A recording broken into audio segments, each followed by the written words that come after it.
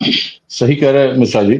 और ये विकट स्थिति है, इसको अगर वो लोग अपने ऊपर लेके देखें जिन लोगों के स्तर से ये सेवाएं खत्म की गई हैं, हटाए गए हैं, वो लोग कभी अपने ऊपर ये देखें कि अचानक अगर उनको सेवा से हटा दिया जाए तो उनके ऊपर क्या बीतेगी, उनके परिवार पर क्या बीतेगी, तो शायद वो इस तरह का निर्णय ना लें। तो बहुत बड़ी संख्या नहीं थी इन लोगों की, 36 लोग थे।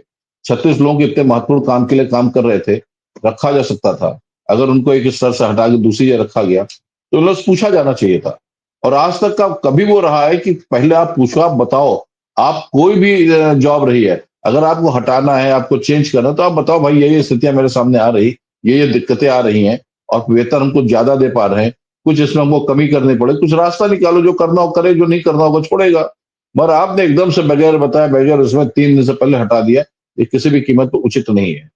क्योंकि मामला संविदा का है, इसलिए ये लोग माननीय न्यायालय जाने पे बहुत ज्यादा इनके पक्ष में कोई पॉजिटिव रिजल्ट नहीं हो सकता है, क्योंकि कॉन्ट्रैक्ट बेसिस हो सकता है। इनसे जब इनका अपॉइंटमेंट किया गया हो, बहुत सारी चीजों पे सिग्नेचर कराया गया हो, इन टर्म्स एंड कंडीशन पे सिग्नेचर कराया गया हो, और ये लोग बिना पढ़ाई करके चले आए हों, इसी वजह से अचानक हटा दिया गया।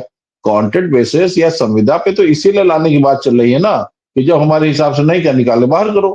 परमानेंट में इतनी स्थितियां हो नहीं सकती, आप तो बर्खास्त कर दो। उनके लिए बहुत सारे रास्ते हैं, माननीय न्यायालय का रास्ता खुला हुआ है, विभाग के रास्ते खुले हुए हैं। मगर जब कॉन्ट्रैक्ट बेसिस पे होगा व्यक्ति, तो उसको बहुत आसानी से हटाया जा सकता है। इसीलिए ये लगातार कॉन्ट्रैक्ट बेसिस की बात चल रही है हर विभाग में। और दूसरी बात मिश्रा ये है कि इतने सारे हिस्से कर दिए गए हैं। होमगार्ड अलग हैं, शिक्षा मित्र अलग हैं, अनुदेशक अलग हैं, कस्तूरबा गांधी के टीचर्स अलग हैं। आप देखिए कितने तरह के वो कर दिए गए। और ऐसा भी कोई वो नहीं कि सब एक साथ आ जाए, एक साथ एकजुट हो जाए, एक बार आखिरी लड़ाई लड़ दी जाए। ऐसा भी कोई व्यक्ति नहीं कि सबको एक साथ कर दे, एक मंच पे ले आए। उस समय भी बहुतों का ईगो टकराने लगेगा। बहुत लोग ऐसे होंगे, उनके सामने दिक्कतें आएंगे। अभी शिक्षा मित्र वाले आप देखिए, 1.5-2 महीने आप लगातार प्रयास किए, इसी चैनल के माध्यम से सब लोग छत्र के नीचे आ जाओ, एक साथ लड़ाई लड़ दी जाए, मगर सबका ईगो टकराया। और शुक्ला जी भी इंतजार करते रहे, अपने बैनर पे भी उन्होंने एक मोर्चा बना के लिखवाया कि भाई सब लोग एंड टाइम पे आ जाए। मगर स्थिति आप देख लीजिए, तो कहीं साथ ही वर्तमान में आप सभी चिंतित थे कि हाल ही में सरकार के अंदर क्या प्रक्रिया चल रहा है, क्या सरकार कोई कार्यवाहियां कर भी रही है या फिर नहीं, क्या शिक्षा मित्र अस्थायी हो भी पाएंगे या फिर नहीं हो पाएंगे। इन सारी बातों को लेकर हाल ही के अंदर का एक डिबेट है। इस डिबेट को आप देखें, डिबेट के माध्यम से सारी बातें प्रॉपर तरीके से क्लियर हो जाएंगी कि आखिर क्या क्या प्रक्रियाएं चल रही हैं, सरकार कौन कौन से प्रकरण कर रही है, किन किन बातों पर विचार कर रही है। फिलहाल इस वीडियो की क्लिप को आप पूरा देखें। ना कहीं हमारे नेता लोग भी इसमें दोषी, हम लोग भी दोषी हैं कि हम लोग अपना किसी न किसी स्वार्थ के नाते एक साथ नहीं हो पा रहे हैं।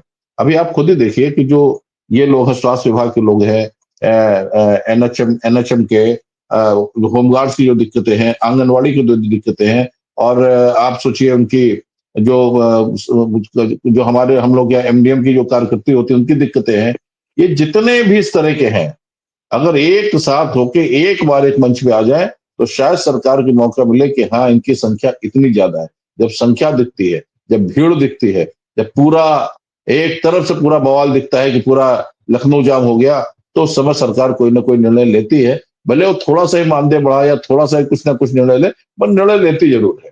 मगर यहाँ क्या है, वो भी देख रही है कि टुकड़ों में लोग हैं, टुकड़ों में तो संघर्ष भी नहीं कर पा रहे, थोड़े से लोग इकट्ठा हुए, लाठी मारे खदेड़ दिया गया, इको गार्ड में पहुंचा दिया गया।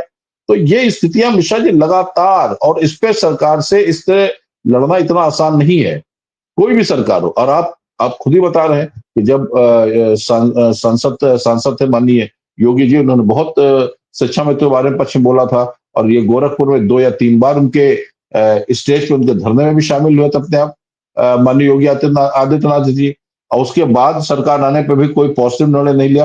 तो ये इसमें भी उनके दिमाग में, हमको तो ऐसा नहीं चल रहा कि उनको लगता है कि ये सारे लोग इनका हम पक्ष में दें, इनको हम इनका कोई इनके पक्ष में कोई बातें रखें, पर ये हमारे काम आखिर में भी नहीं आएंगे। हमको लगता है ये भी उनके दिमाग में बात चल रही है कि शिक्षा मित्रों को एक दूसरी सरकार के साथ जोड़ के शुरू से देखा जा रहा था। तो ये भी एक बात हो सकती है जिससे इन लोगों के बारे में निर्णय लेने में ऊपर से लग रहा है कि कठिनाई सी हो रही है। पिछली बार भी थोड़ा सा मानदेय बढ़ा दिया गया था। अच्छा, कुछ एक चीज और है, कुछ नेताओं का भी जब ऐसी स्थितियां होती हैं, और शुरू से रहा, चाहे कोई गवर्नमेंट रही हो, पहले सपा की रही है, उसमें भी शिक्षा मित्रों का, जिनके कुछ नेता रहे, नाम नहीं लूंगा, उन्होंने जाके जब मिलता रहा तो एक अजीब गरीब उनकी भाषा शैली थी, अजीब गरीब उनकी बातें थी। तो इस समय मिलता मिलाता जो मिल भी रहा था, वो भी सब छोड़ के चले आए। तो कई बार देखिए मौका हर आदमी को एक ही बार मिलता है और अगर मौका